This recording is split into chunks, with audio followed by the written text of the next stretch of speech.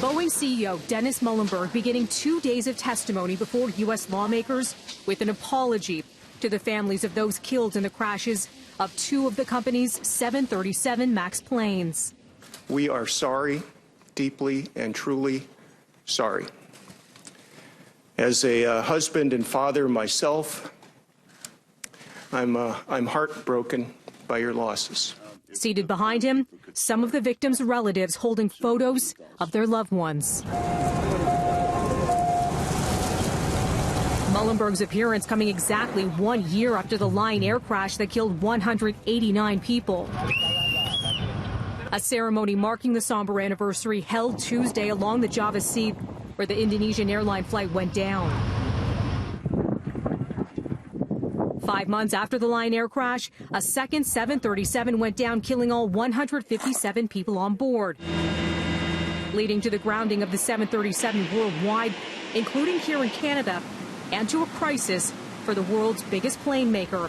The model remains grounded as Boeing works on a software fix. Those pilots never had a chance.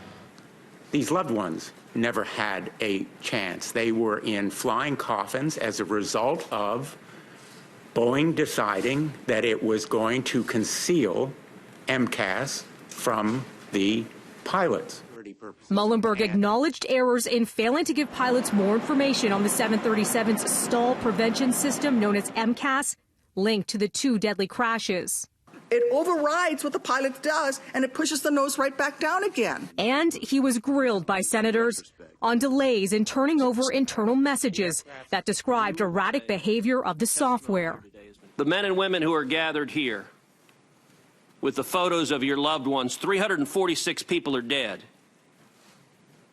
because what these chief pilots described as egregious and crazy, that's their language. That's Boeing's internal language in this exchange. How in the hell did nobody bring this to your attention in February when you produced this to the Department of Justice? How did you just read this a couple of weeks ago? I was made aware of the existence of this kind of document, this issue, as part of that discovery process in the investigation early in the year, as you pointed out.